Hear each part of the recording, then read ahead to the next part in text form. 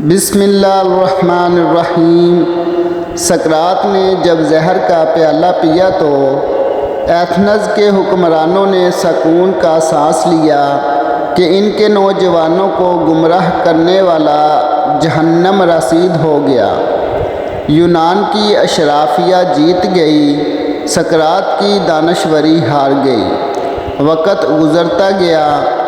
Scott land کی جنگ آزادی لڑنے والے ولیم والیس کو جب انگلینڈ کے بادشاہ ایڈورڈ اول نے گرفتار کیا تو اس وقت غداری کا مقدمہ قائم کیا۔ اسے برہنہ کر کے گھوڑوں کے سموں کے ساتھ باندھ کر لندن کی گلیوں میں گھسیٹا گیا اور پھر ناقابل بیاں تشدد کے بعد اسے پھانسی دے کر لاش کے ٹکڑے ٹکڑے کر دیے گئے۔ اس وقت کا بادشاہ جیت گیا، ولیم والیس ہار گیا۔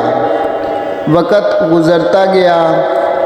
حجاج بن یوسف جب خانہ کعبہ پر آگ کے گولے پھینک رہا تھا تو اس وقت حضرت عبداللہ بن زبیر رضی اللہ تعالی عنہ نے جو عام مردی کی تاریخ رقم کی، انہیں مسلسل ہتھیار پھینکنے کے پیغامات موصول ہوتے رہے مگر آپ نے انکار کر دیا۔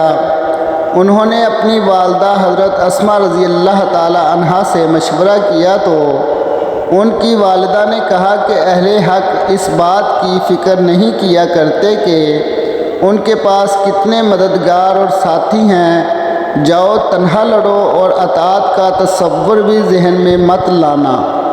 عبداللہ بن زبیر رضی اللہ تعالیٰ نے شفاق حجاج بن یوسف کا مقابلہ کیا اور جام شہادت نوش فرمایا۔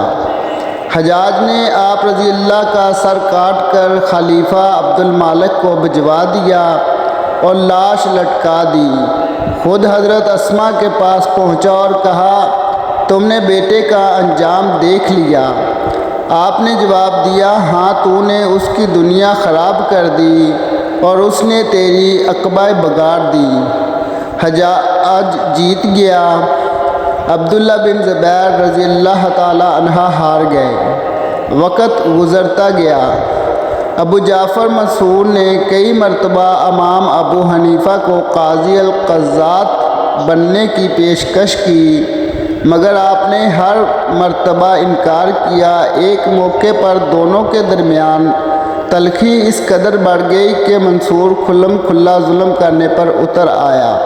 اس نے انہیں بغداد میں دیوار میں بنوانے کے کام کی نگرانی اور اینٹیں گننے پر مأمور کر دیا۔ مقصد ان کی حد تک کرنا تھا۔ بعد ازاں منصور نے امام ابو حنیفہ کو کوڑے مارے اور اذیت ناک قید میں بھی رکھا۔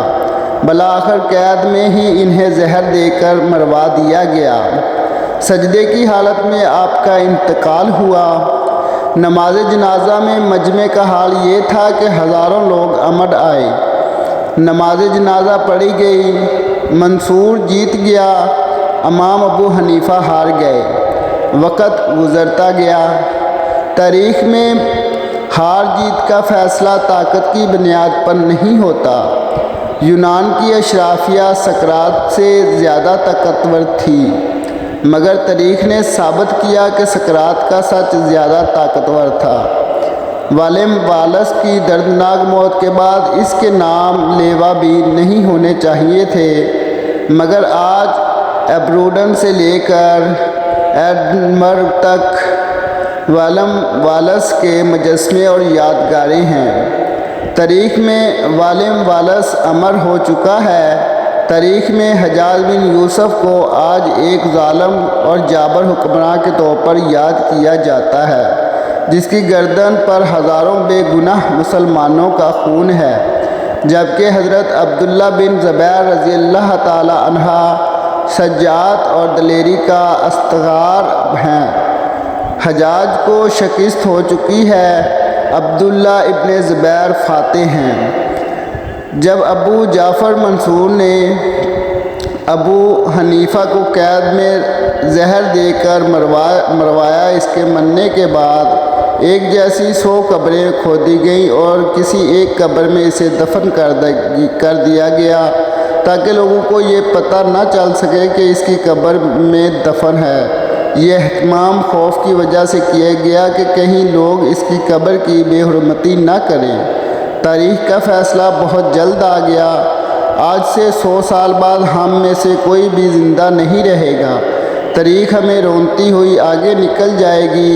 آج یہ فیصلہ کرنا مشکل ہے کہ کون حق کا ساتھی ہے اور کون باطل کے ساتھ کندھا ملائے ہوئے ہے، کون سچائی کا علمبردار ہے اور کون جھوٹ کی تجویز کر رہا ہے، کون ظالم کے ساتھ ہے اور کون مظلوم کا سہارا بن رہا ہے۔ ہم میں سے ہر کوئی خود کو حق سچ کا راہی کہتا ہے، مگر سب جانتے ہیں کہ یہ بات دنیا کا سب سے بڑا جھوٹ ہے، کیونکہ اگر ہر شخص نے حق کا علم تھام لیا تو پھر اس دھرتی سے ظلم اور ناانصافی کو اپنے آپ ختم ہو جانا چاہیے۔